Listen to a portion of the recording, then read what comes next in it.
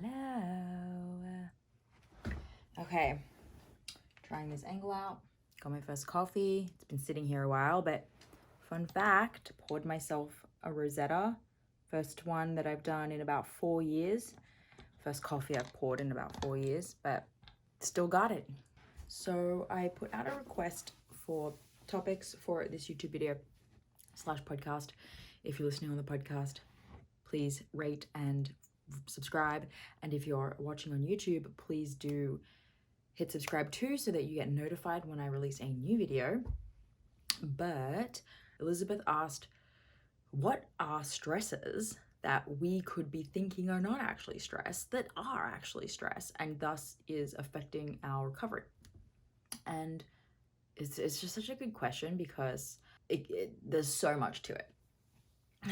First of all, if you're experiencing, a prolonged wait, so if you've been trying to recover your cycle for months and months and you are 150% eating plenty, you are not exercising very much at all, if at all, and your period's still not coming back, you're probably one of those people who thinks that this is probably stress related. And that's absolutely possible. And so I want this video podcast to go to one of two ways. I want you to either get something out of it because stress is a factor for you and be able to address it, or I want you to see that you're potentially avoiding eating more and resting and doing things that you really want to do because you want the answer to be stress, because for some of us, the answer being stress is more acceptable than the answer being you're underweight. So let's dive in. Number one, your job. So this is like a classic one, so we're kicking off with it. Your job being stressful, most people know what that looks like, right? Maybe you have a terrible boss, or the work that you do is really hard and specialized and specific, and so that's an obvious one. But ones that other people don't necessarily consider is if you do shift work and your schedule is constantly changing, if you work through the night like you're a nurse, those are stresses. Even if you're having a good time and you're enjoying it, it's a stress on your body that you might not be considering. Other work factors could be like, say you're a teacher, an elementary school teacher, primary school teacher, and you're very engaged and you walk around the classroom constantly, you bend down to help a student with something, you stand back up, you do that constantly, you are always playing, physical games with your students, that constant movement, although not necessarily stress, just is movement on the body. But also, a job like a teacher or a nurse, there's lots of jobs out there like this where you have to be constantly on. You have to be always paying attention to what's happening next. There's not a whole lot of downtime. And although you might be enjoying it, it's stress. Although you might look around at your colleagues and say, well, they can all do it, why can't I? It's stress and they're stressed out too. And although you might be thinking everyone else in the world has a job and is busy, so this should be a normal amount of work stress, I want to remind you that the way we've designed the world was just totally made up almost. So we went way too far. No one should be having to work 40 hours a week, but we do, right? And so much of our life is around work and so much of our sense of security, right? In today's day and age, safety and security is directly linked to financial security and money. So that's a stress at all times. So your performance at work, showing up, being constantly aware, being constantly on point, regardless of whether you're happy or not, it is a stress. And so assessing your current situation is really important. Okay, the second one, thinking about productivity. So, I, for one, have a really hard time taking downtime and not thinking about being productive. I'm always thinking about, what's the next YouTube video I can make? Oh my gosh, I need to check in with that client. She's having a hard time. Oh, I need to get with Ashley and we need to discuss this thing. And well, I gotta pick up my kid from daycare. I gotta juggle it all. How can I be on it? How can I maximize time? And that's a stress. So what you're thinking about, the fact that you're constantly planning the next couple of minutes and hours and days, it is a stress. And so we need to actively take time to back off of that and find a moment where you cannot think about it. So for me, what works, I have to read fiction or like watch TV. I just have to. Otherwise, I will be thinking. And there's nothing wrong with that, right? I come up with all of my best ideas when I'm not working. When I'm at the grocery store, when I go for a walk, when I'm out with friends, it just appears in my brain. So it's actually better for me, and I'm ironically more productive when I'm not. Like when I'm actively taking the time to not work. I will be in the middle of like a fiction book, deeply engrossed in it, and an idea will come to my mind.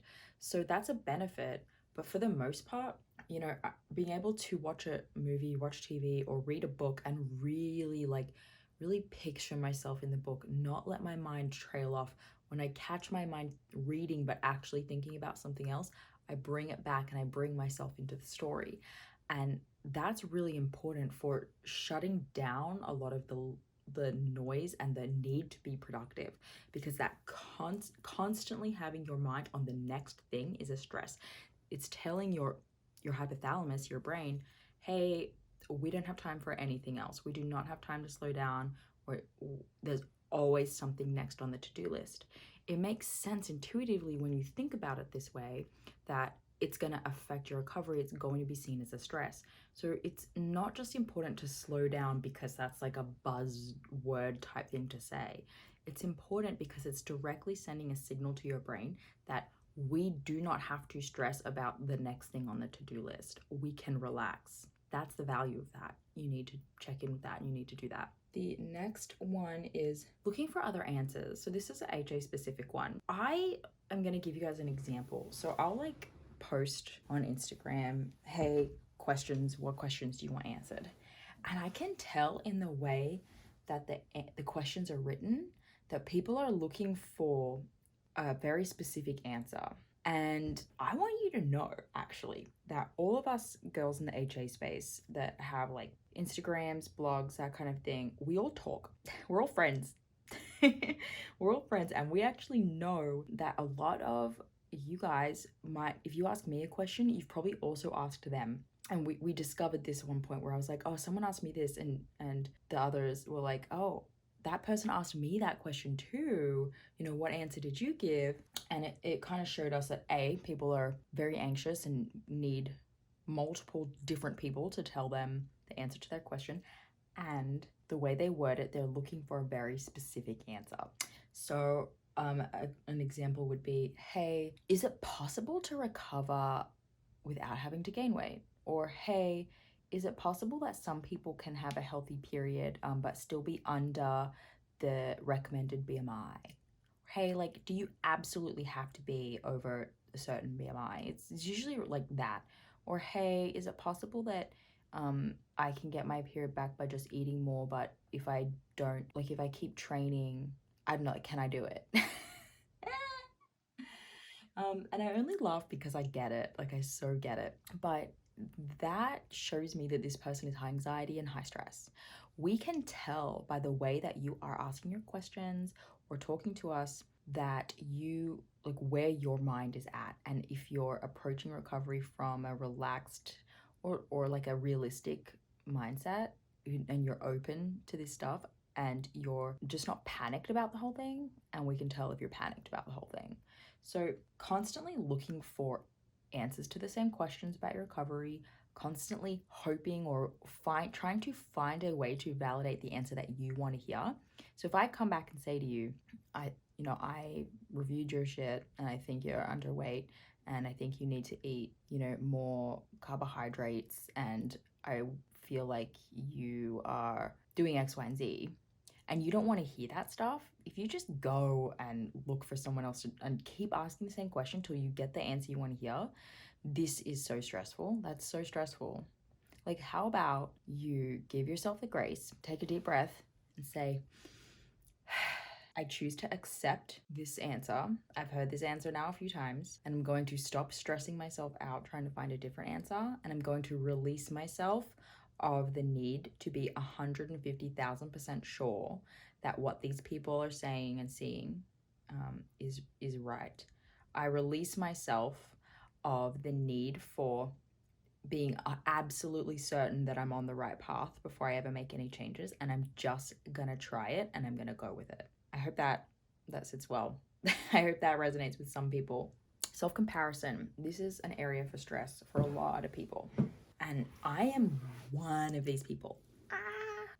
I have a lot of really successful entrepreneurial friends. Like, sometimes it shocks me. I mean, we were at my friend's like wild property for 4th of July, and we're just sitting there and we're all having a good time, and then this guy rocks up and I'm like, I'm pretty sure that's that Adrian guy from Entourage. And my husband's like, yeah, that is. And like, he's just rocking up to my best friend's ranch party for 4th of July. I didn't know that you were like neighbors with this guy. It's all just normal for them. It's just normal for them to be like living amongst celebrities and having a ranch property outside of their city property and all this stuff, right? Like, and those things, they cause me to compare myself sometimes and be like, well, we don't have a ranch property. Should I? I mean, my friends do. And I have a lot of those people in my life. And so I have to check in a lot. Like, where is this drive and this need for, wild amounts of like success coming from? Because it's causing you stress, Danny. So you might experience this in a similar way to me, or you might experience it in a way of comparing your recovery journey to someone else's, comparing your body to others, comparing, your financial situation, comparing your singleness or your marriage to someone else's. It's extremely stressful, because imagine if you were to just take away the self-comparison. A lot of us are already living life the way we want to live it. But because you're comparing your choices to someone else, it's making you wonder, is this what I should be doing? Oh no, it means this about me that I don't make X amount or that I don't look X way. And it's a stress, because I will wake up sometimes in a default of like, I need to grind today in order to be worthy and to be at the same status of financial status or something like that than my friends. And I've done a lot of work to overcome it, and it's really helpful. Like, I can actually breathe when I stop comparing myself. And when I realize I'm so happy living where I live. I love my home and I chose it because it's the one that's right for me and my family, yada, yada, yada. I have to check back in with that stuff because it causes me stress to be comparing myself to others. The next one is worrying about others. So this one's for those of you who are people pleasers, who don't want to upset others. Maybe there's someone in your life who's constantly trying to help, or who's always like doing things for you. And so you can't step back and focus on yourself because you need to like show up and match their energy, or someone's relying on you to do things. So if any of you have ADHD or ADD, you know that motivation and follow through can be really hard for you. And people who don't have ADD or ADHD they don't understand, right? That's me. I don't have it, and so I don't sometimes understand when like my husband starts something, gets really excited, and then just stops doing it, or like just procrastinates on stuff and doesn't follow through on things he says he's gonna do. I follow through on everything I say I'm gonna do.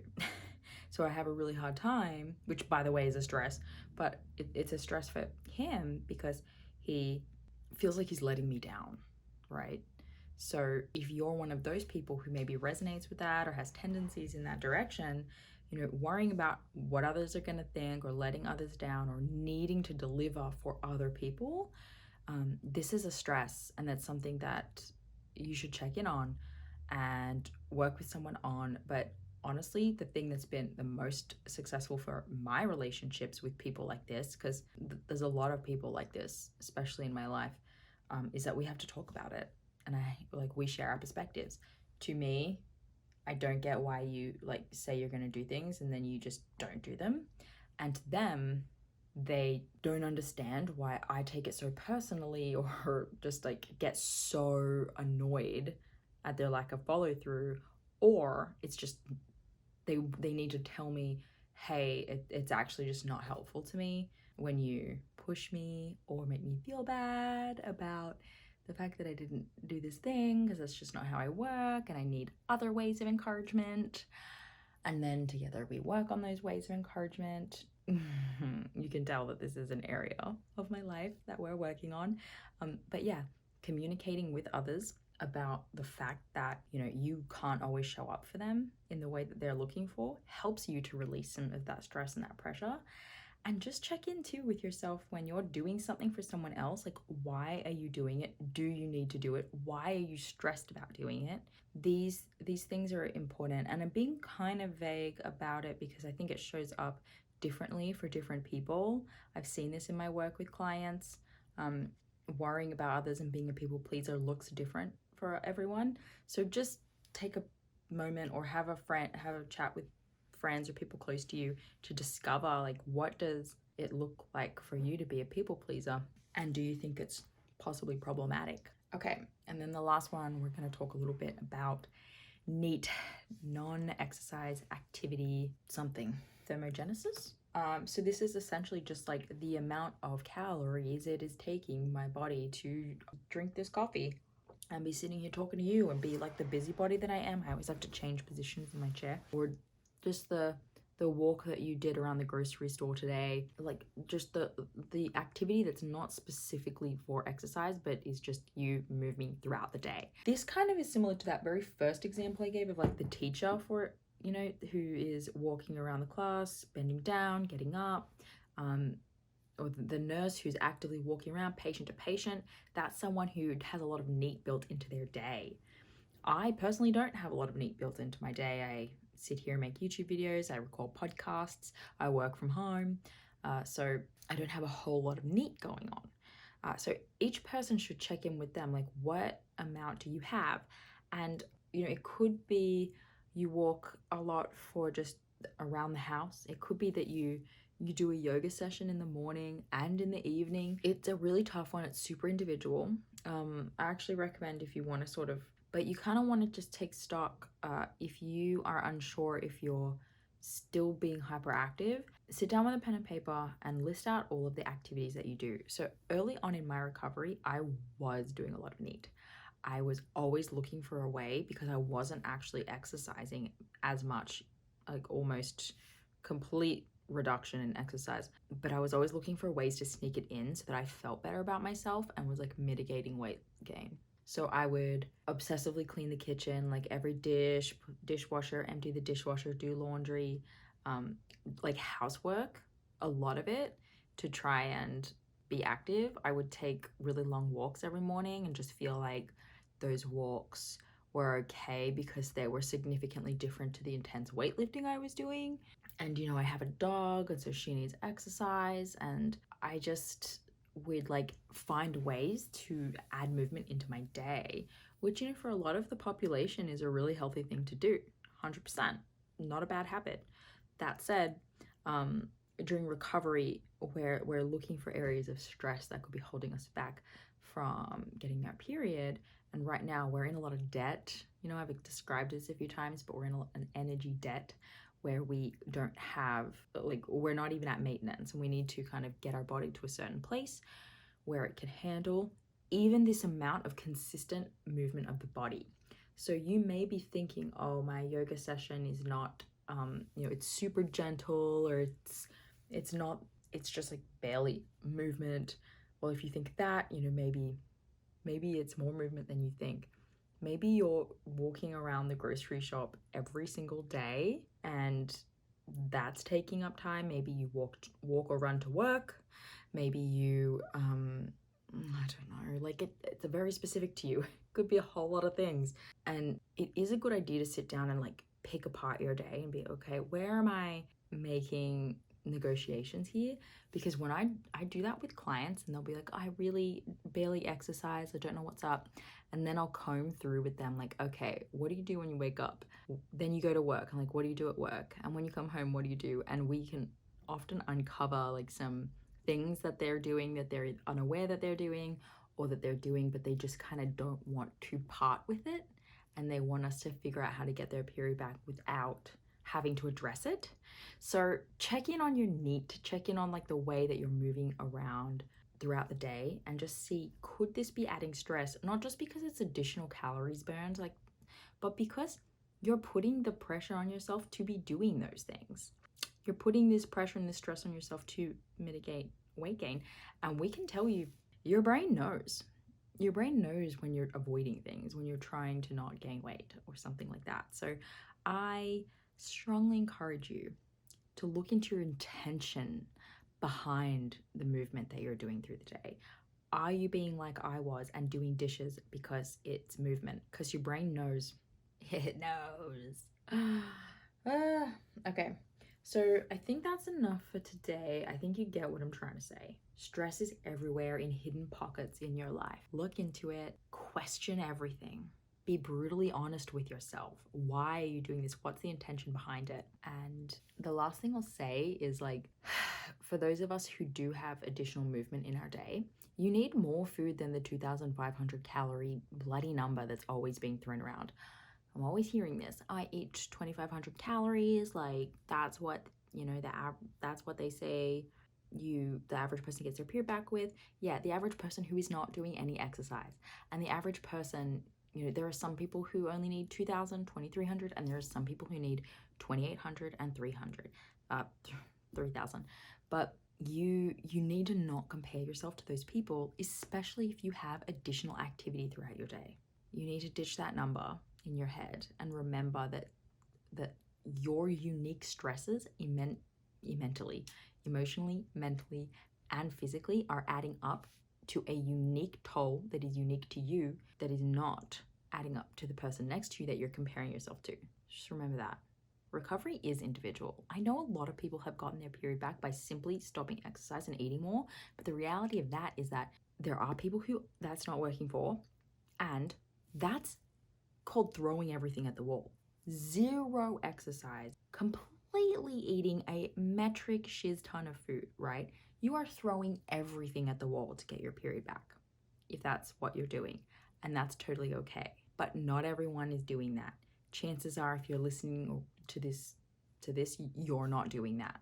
So I don't know. Sorry, I'm ranting at you, but I would love to help you. If you're a member of the HA Society, come chat with me and I will help you comb through this and we'll figure it out. Or look into one-on-one coaching. I can help you figure this out yourself. Look into your nutrition, your lifestyle, your mindset, your daily life stresses, and we can kill them one at a time until we get your period back. That'd be fun. So check that out. Links are in the show notes. We'll go to thehasociety.com and fill out an application form. That would be fun. I would love to work with you. I will see you guys next time. And don't forget to rate, review this podcast / subscribe to this channel. Love you. Bye.